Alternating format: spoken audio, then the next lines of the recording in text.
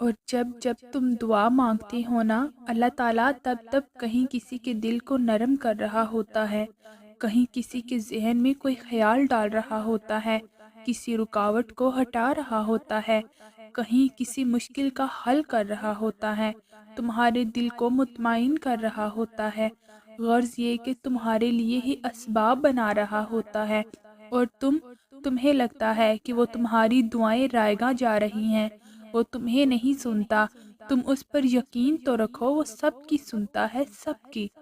ادھوری خواہشوں کے پورے ہونے کا انتظار، جاگتی آنکھوں سے دیکھے گئے خوابوں کا انتظار، معجزے کا انتظار، کسی اپنے کے واپس لوٹنے کا انتظار، مانگی ہوئی دعاؤں کے پورا ہونے کا انتظار، اللہ کے کن کا انتظار، یہ انتظار تھکا دیتا ہے، توڑ دیتا ہے، اندر سے خالی کر دیتا ہے، دل کو بجھا دیتا ہے۔ اس تھکے ہوئے وجود کو سمیٹنا بہت مشکل ہوتا ہے، پر مزید ہمت نہیں رہتی دوبارہ اٹھنے کی۔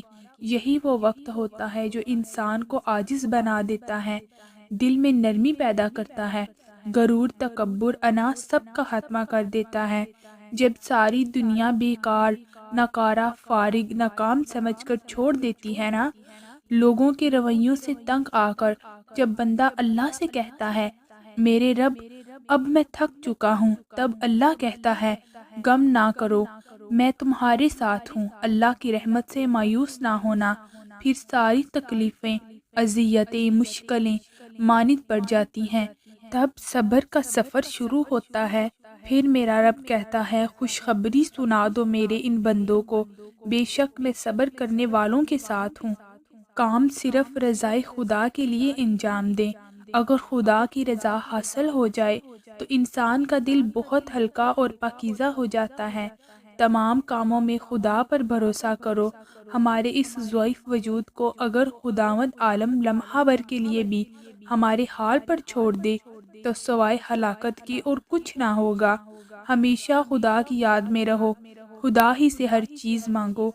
اللہ جانتا ہے کہ آپ تھک چکے ہیں، اللہ جانتا ہے کہ یہ زندگی آپ کے لیے بہت مشکل ہے، لیکن آپ کو یہ معلوم ہونا چاہیے کہ اللہ آپ کو کبھی بھی ان حالات میں نہیں ڈالے گا جن پہ آپ قابو پانے کی طاقت نہ رکھ سکتے ہوں۔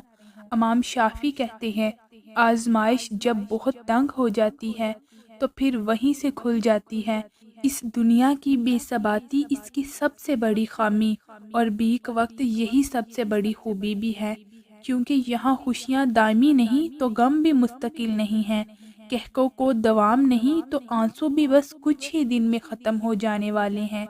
جب سب کچھ عارضی ہے، حتیٰ کہ آپ خود بھی یہاں اس دنیا میں ہمیشہ کے لیے نہیں آئے ہیں، تو عارضی چیزوں کے پیچھے خود کو ہلکان نہ کریں، انہیں جان کا عذاب نہ بنائیں، کوئی روگ نہ پالیں، بس حالات کچھ بھی ہوں مایوس نہ ہوں، اپنے رب سے دعا مانگنا نہ چھوڑیں۔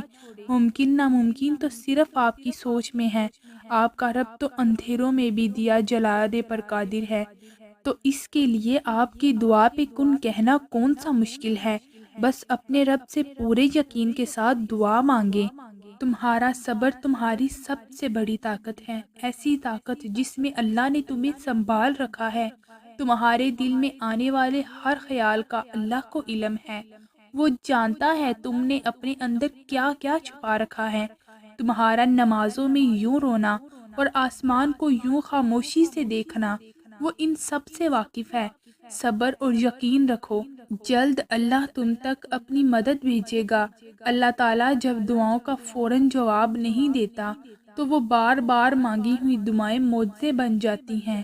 وَاصْبِرْ لِحُکْمِ رَبِّکَ فَإِنَّکَ بِأَعْیُنِنَا، اپنے رب کا فیصلہ آنے تک صبر کرو، تم ہماری نگاہ میں ہو۔ سنو، یہ مت سوچو کہ جو مانگ رہے ہو اسے حاصل کیسے کرو گے، کیونکہ اس کا انتظام تمہارا رب تمہارے سوچنے سے بہت پہلے کر چکا ہے۔